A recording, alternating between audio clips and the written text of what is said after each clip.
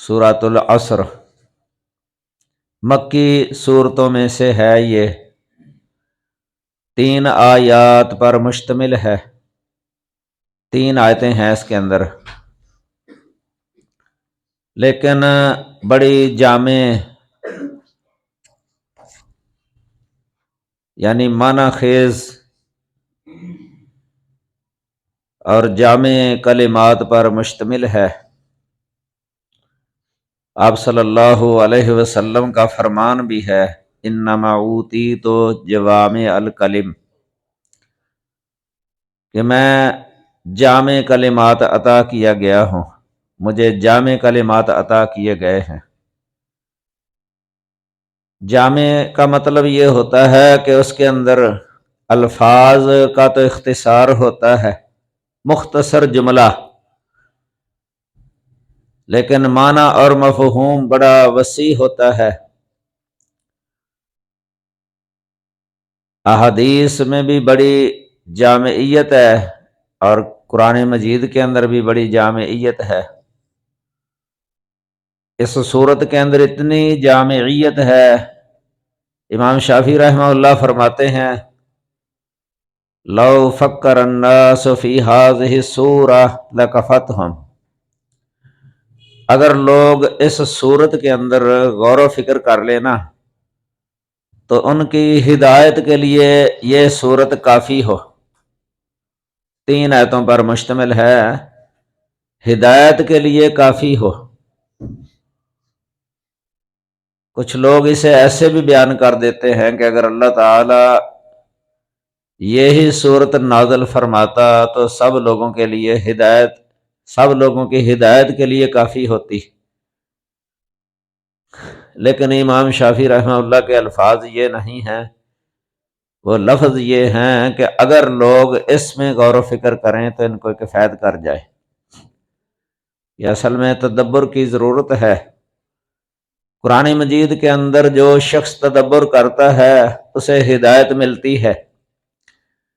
ان ھذا القرآن یہدی للتی ہی اقوم، بے شک یہ قرآن ایسا راستہ دکھاتا ہے جو اقوم ہے، سب سے زیادہ سیدھا اور پکا۔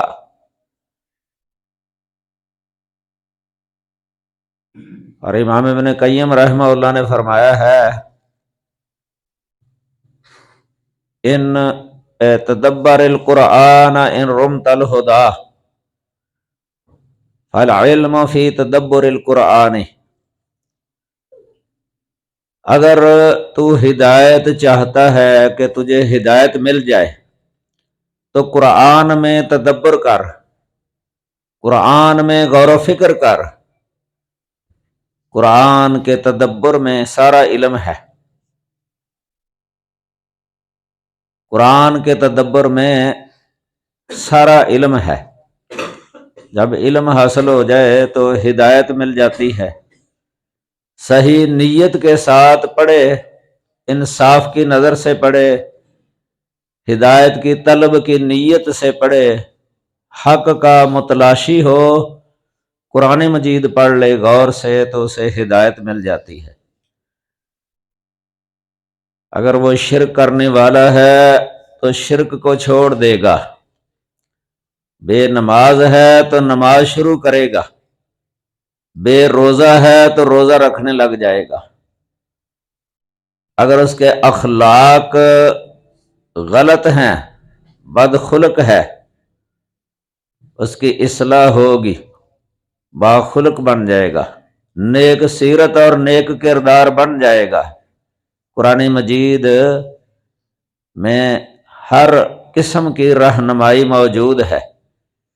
ان ھذا القرآن یہدی للتی ہی اقوم، اس میں کوئی شک نہیں ہے، یہ قرآن سیدھا اور پختہ راستہ دکھا دینے والا ہے۔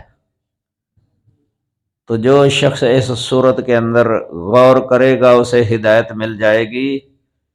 اللہ وحدہ لا شریک نے عصر کی قسم کھائی، والعصر، زمانے کی قسم۔ زمانہ یہ وقت کا نام ہے، وقت ماضی، مضارع، ماضی حال اور استقبال۔ ماضی گزرا ہوا زمانہ، حال موجودہ اور مستقبل آنے والا۔ انسان اس زمانے کے اندر زندگی بسر کرتا ہے۔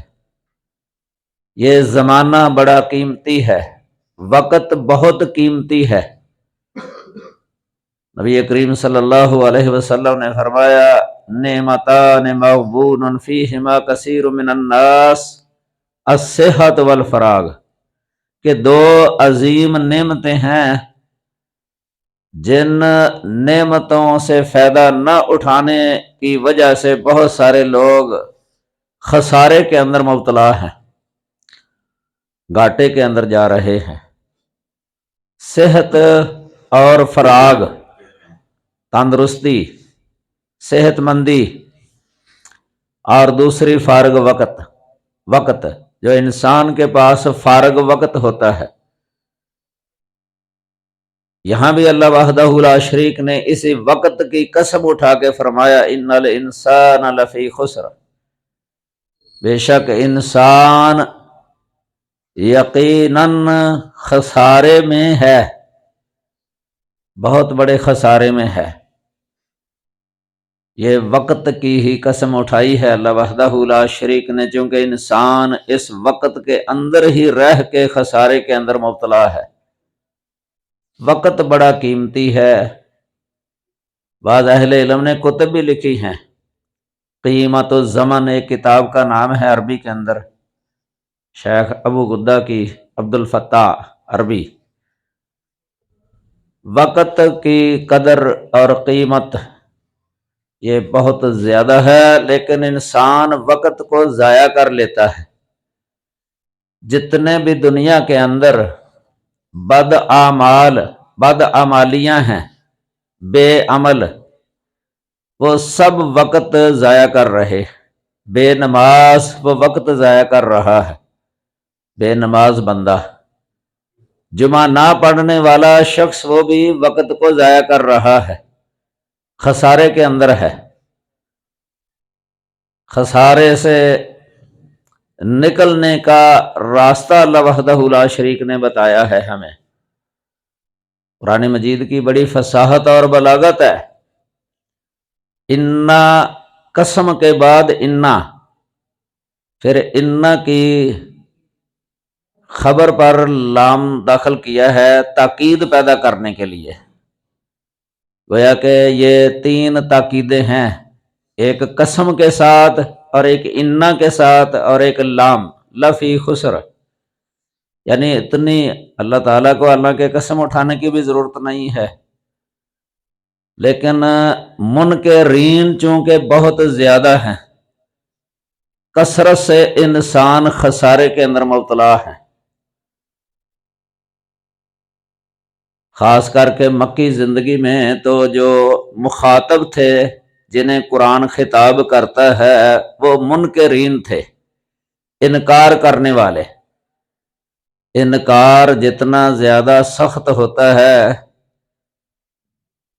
بلاغت اور فصاحت یہ فن ہے علم معانی، اس میں لکھا ہوا ہے کہ متکلم اسی قدر تاکیدیں ذکر کر کے اپنا کلام پیش کرتا ہے۔ قرآن کا یہی اسلوب ہے، اس لیے مکی صورتوں کے اندر تاکیدیں زیادہ ہیں، قسمیں زیادہ ہیں،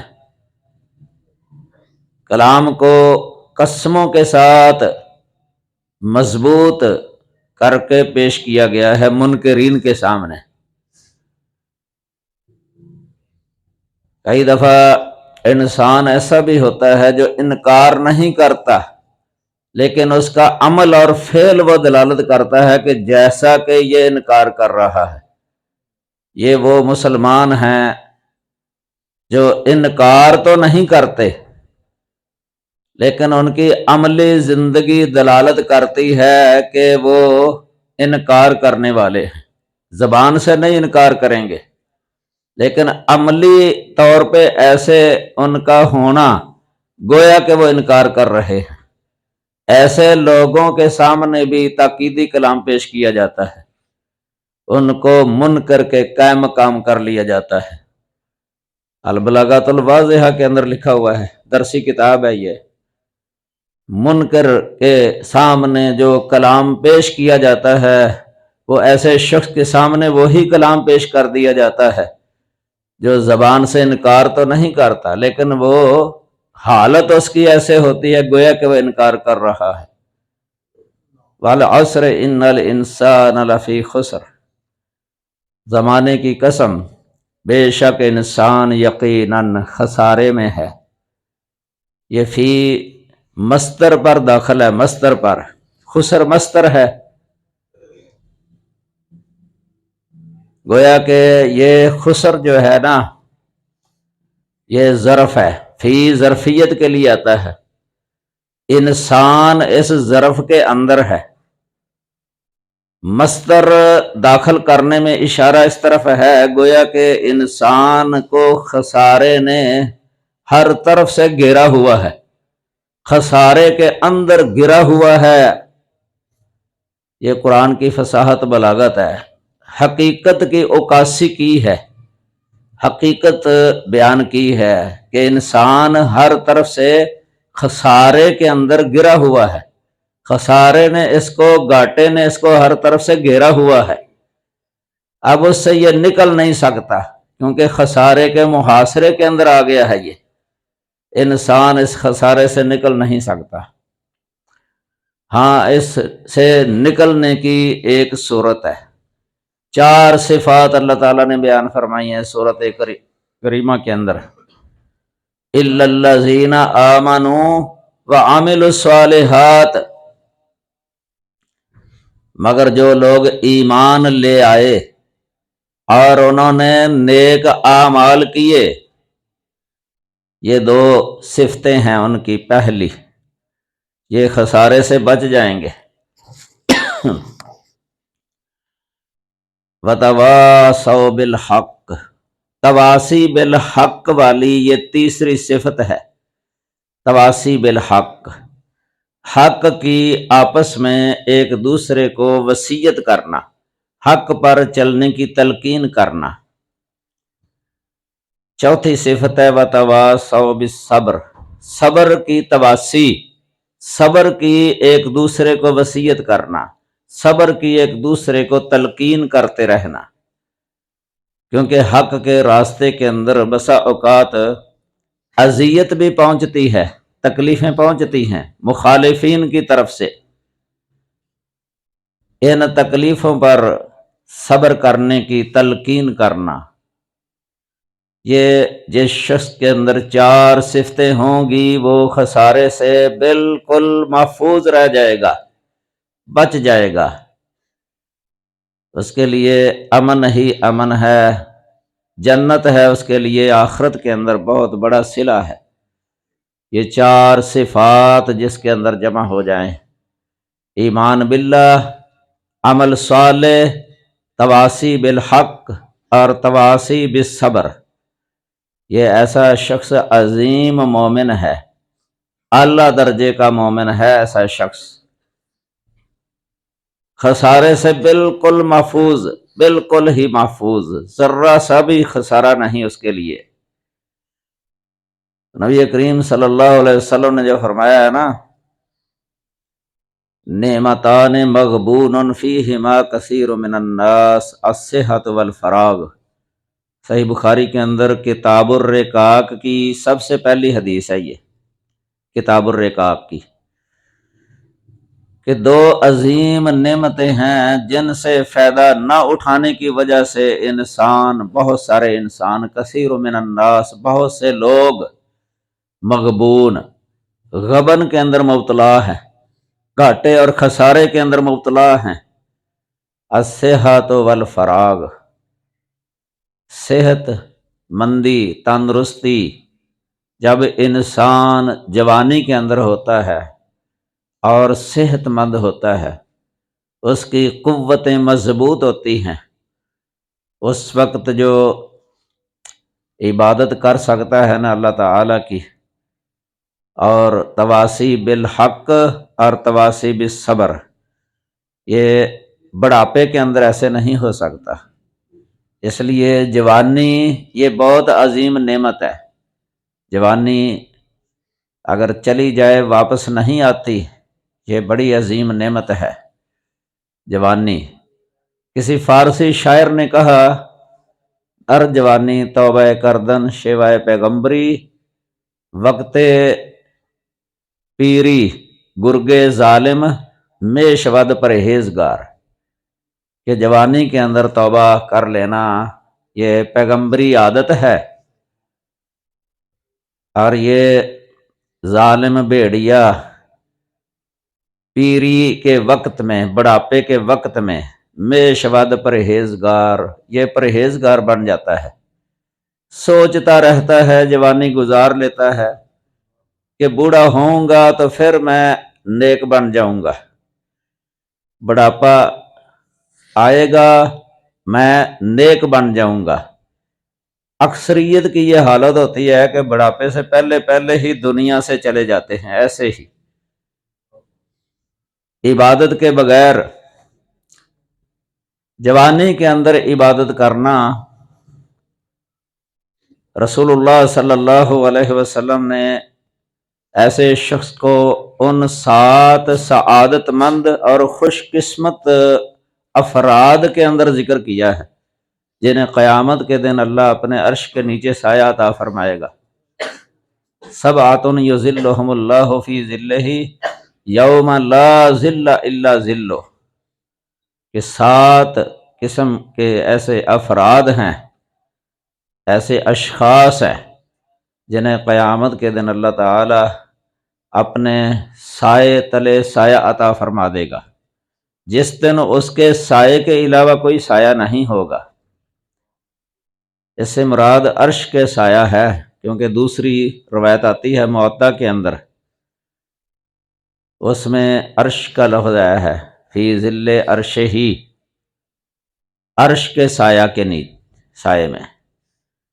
یہ حشر کا میدان ہے، جب سورج بہت قریب ہے، زمین تپتی ہے، پاؤں رکھنے کی استطاعت نہیں ہوگی، وہ ایسا ہولناک دن ہے، ہر شخص سایہ تلاش کر رہا ہوگا۔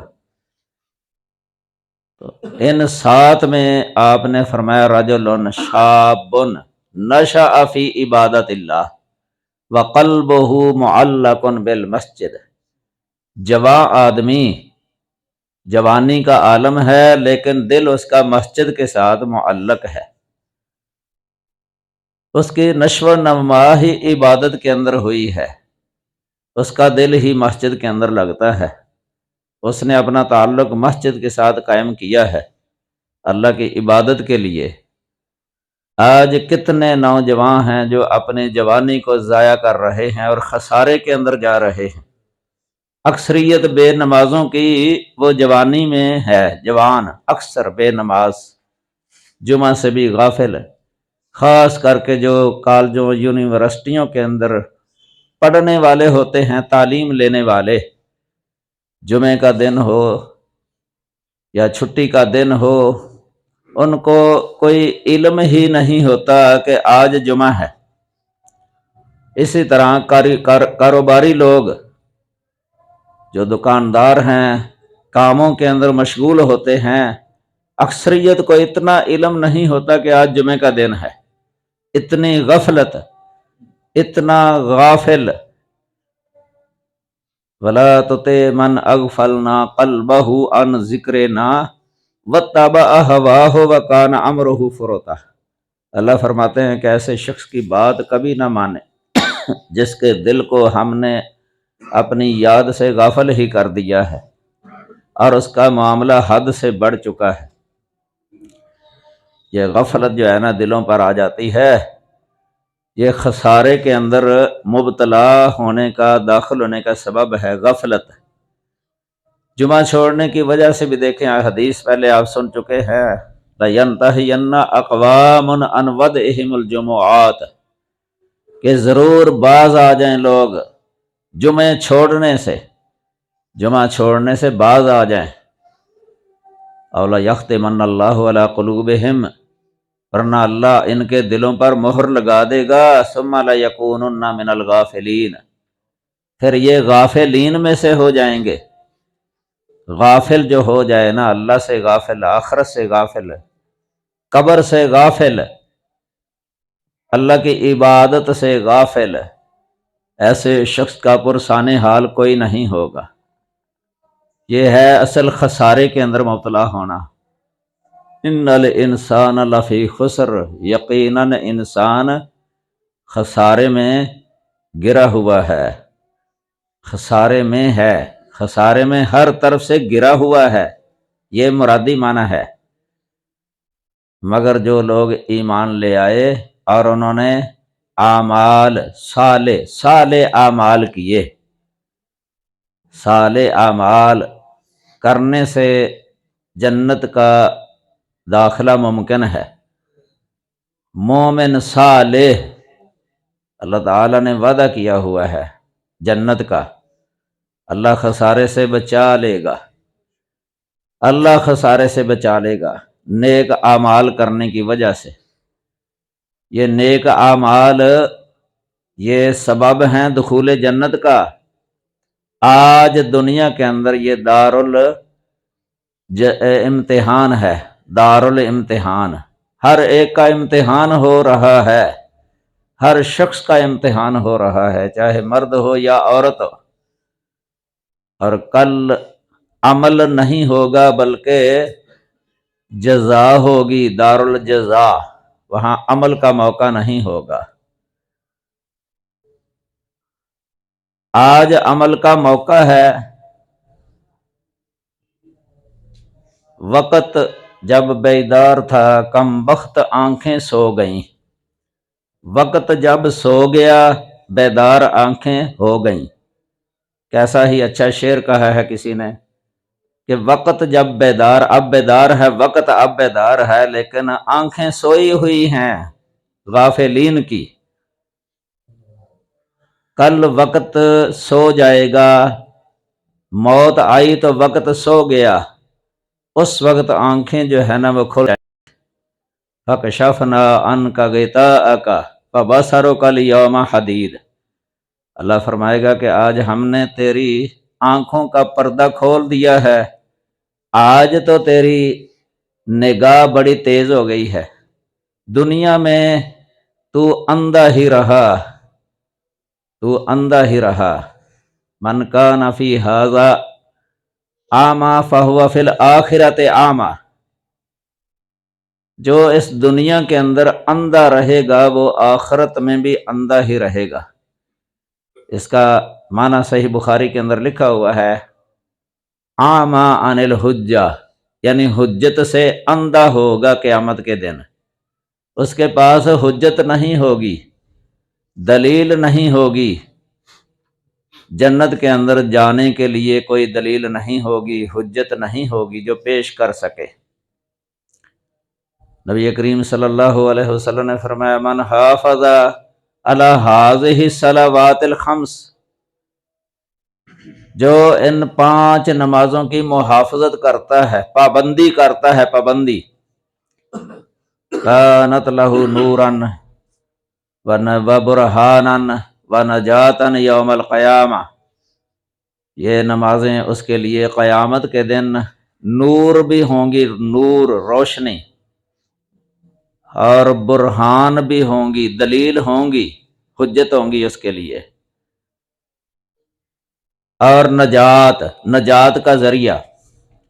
وَمَن لَّمْ يُحَافِظْ عَلَيْهَا، اور جو ان کی پابندی نہیں کرتا، لَمْ تَكُن لَّهُ نُورًا وَلَا بُرْهَانًا وَلَا نَجَاتًا، نہ ہی اس کے لیے نور اور نہ برہان، دلیل، حجت، اور نہ ہی نجات کا ذریعہ، اس کے پاس نجات کا ذریعہ نہیں ہوگا۔ اس سے بڑھ کے فرمایا وَكَانَ مَعَ فِرْعَوْنَ، اور وہ شخص فرعون کے ساتھ ہوگا، وَحَامَانَ، اور حامان کے ساتھ ہوگا، وَقَارُون، اور قارون کے ساتھ ہوگا، وَأُبَيْ بن خلف، ابی بن خلف، اور ابی بن خلف کے ساتھ ہوگا قیامت کے دن۔ ان لوگوں کے ساتھ بے نماز کو اکٹھا کیوں کیا گیا ہے؟ اس کے بارے میں اہل علم نے لکھا ہے کہ دنیا کے اندر سب سے بڑے متکبر یہ تھے، فرعون، حامان، فرعون کا وزیر ہے حامان، اور قارون اور ابی بن خلف، یہ سب سے بڑے متکبر تھے۔ نماز نہ پڑھنا یہ کبر ہے، تکبر ہے۔ نماز پڑھنا، قائم کرنا، رکوع کرنا، اللہ کے آگے سجدہ کرنا، یہ تواضع ہے، تواضع۔ اور نہ پڑھنا یہ کبر ہے۔ دیکھو ابلیس نے ایک سجدہ نہیں کیا تھا، اللہ تعالیٰ نے حکم دیا تھا کہ سجدہ کر، فرشتوں کے اندر اس کو بھی حکم تھا کہ سجدہ کر، اس نے کبر میں آ کے سجدہ نہیں کیا، تکبر میں آ گیا تھا۔ اللہ تعالیٰ نے ہمیشہ کے لیے اس کو اپنی رحمت سے دور کر دیا، ہمیشہ ہمیشہ کے لیے لعنت کر دی۔ یہ کبر تھا، کبر۔ تو یہ لوگ جن کا ذکر کیا ہے، یہ کفر کے سردار، یہ بہت بڑے متکبر تھے۔ اللہ تعالیٰ نے ان کو بادشاہی دی تھی، قارون کو مال دیا تھا، وافر مال، مال میں آ کے کبر، تکبر، متکبر ہو گیا، مال کے نشے میں آ کے تکبر میں مبتلا ہوا۔ فرعون حکومت کے نشے میں آ کے تکبر میں مبتلا ہو گیا۔ بے نماز کو قیامت والے دن ان کے ساتھ رکھا جائے گا، یہ بھی کبر ہے، نماز نہ پڑھنا، اللہ کے آگے نہ جھکنا، رکوع نہ کرنا، سجدہ نہ کرنا اللہ کے آگے۔ یہ ابی بن خلف، یہ کفار مکہ میں تھا، کافروں میں، کافروں کا سردار۔ ایک بار رسول اللہ صلی اللہ علیہ وسلم نے سورہ نجم کی تلاوت کی، سورہ نجم کے اندر سجدے کی آیت کریمہ آئی تو آپ نے سجدہ کیا، سجدہ تلاوت۔ وہاں بہت سارے لوگ تھے، مسلمان بھی تھے، آپ کے صحابہ کرام، اور مشرکین بھی تھے، جنات بھی تھے، جنات، بخاری کی حدیث ہے۔ سب نے سجدہ کر لیا تھا، لیکن ابی بن خلف نے سجدہ نہیں کیا، زمین سے مٹی اٹھائی ہے اور اپنے ماتھے کی طرف لے گیا، کہنے لگا یکفینی ھذا، مجھے یہی کافی ہے۔ گردن نہیں جھکائی اللہ کے آگے، کافر تھا، مٹی اٹھا کے اپنی کمر کے، اپنے ماتھے کی طرف لے گیا، کہتا یہی کافی ہے مجھے۔ اور یہی بدر والے دن کافروں کے ساتھ قتل ہوا، 70 کافر جو قتل ہوئے تھے غزوہ بدر کے اندر، ان میں یہ بھی تھا۔ اللہ تعالیٰ نے اس طریقے سے اس کو پکڑا تھا۔ بڑے بڑے متکبر آئے ہیں اس دنیا کے اندر، اسی طرح ہی دنیا سے چلے گئے، خسارے کے اندر مبتلا ہو گئے۔ اس لیے اللہ وحدہ لا شریک فرماتے ان الانسان لفی خسر۔ یہ الف لام الانسان پر جو ال ہے، ال یہ استغراقی کہلاتا ہے۔ استغراقی کا مطلب یہ ہوتا ہے کہ اس میں ہر فرد آ جاتا ہے، انسان کا ہر فرد وہ خسارے کے اندر ہے۔ یہ عموم ہے، اس کے اندر عموم استغراقی، عموم سے اللہ تعالی نے مستثنا کیا ہے، مخصوص کر لیا ہے ان لوگوں کو جو خسارے سے بچنے والے ہیں۔ الا الذین آمنوا وعملوا الصالحات وتواصوا بالحق وتواصوا بالصبر۔ یہ مختصر 3 آیات ہیں، لیکن اسرار و رموز سے پر ہیں، پر تاثیر ہیں۔ مسیلمہ کذاب کے پاس ایک دفعہ عمر بن عاص رضی اللہ عنہ، یہ مسیلمہ کذاب کے پاس گیا۔ اس وقت ابھی کفر پر تھے، کفر پر، اسلام قبول نہیں کیا تھا۔ مسیلمہ کذاب جس نے نبوت کا دعویٰ کیا تھا، جھوٹا دعویٰ، اس نے پوچھا کہ آج کل محمد کے ساتھی جو نئی نئی وحی یا کلام پڑھتے ہیں وہ کون سا ہے، پیش کرو۔ انہوں نے بتایا کہ میں نے ان کی زبانی یہ سنا ہے، وہ یہ پڑھتے ہیں والعصر ان الانسان لفی خسر الا الذین آمنوا وعملوا الصالحات وتواصوا بالحق وتواصوا بالصبر۔ وہ بدبخت کہنے لگا کہ مجھ پر بھی اس طرح کی ایک صورت نازل ہوئی ہے، نئی نئی صورت مجھ پر بھی اس طرح کی نازل ہوئی ہے۔ عمر بن عاص نے پوچھا وہ کون سی ہے؟ اس نے کہا کہ وہ یہ ہے، یا وبر انما انت اذنان و صدر وسائرک حقر فقر۔ پھر پوچھنے لگا عمر بن عاص سے کہ بتاؤ میرا کلام کیسا ہے، میری وحی کیسے ہے؟ تو عمر بن عاص رضی اللہ تعالی عنہ ابھی مسلمان نہیں ہوئے تھے، اس وقت کفر پر تھے۔ انہوں نے کہا کہ مجھے یقین ہے کہ تیرا بھی دل کہتا ہے کہ محمد پر جو کلام نازل ہوا ہے وہ اسرار و رموز سے بھرا ہوا ہے، وہ فصاحت اور بلاغت والا ہے اور وہ حقیقت پر مبنی ہے، لیکن تیرا کلام جو ہے نا یہ واہی ہے، یہ واہی ہے، یہ کوئی اس کے اندر کوئی مقصد نہیں ہے، بے مقصد اور فضول کلام ہے تیرا۔ یعنی انہوں نے کفر کی حالت میں ہی اس کا رد کر دیا اور تقابل کر لیا تھا، چونکہ وہ عربی جانتے تھے، عربی کی نزاکتوں کو سمجھتے تھے، عربیت کی خد و خال کو وہ سمجھتے تھے، فصیح کلام اور غیر فصیح کلام، اسرار و رموز والا کلام اور فضول کلام کے درمیان فرق کرنا جانتے تھے۔ اس کے اندر کوئی مقصد نہیں ہے، چوہے کی تعریف کر رہا ہے، چوہے کا حلیہ بیان کر رہا ہے، یہ جنگلی چوہے کا اس الفاظ کے اندر۔ تو یہ اللہ تعالیٰ نے تو یہاں حقیقت ہی بیان فرما دی ہے، اصل حقیقت۔ اگر انسان اس میں غور کر لے خسارے سے بچ سکتا ہے۔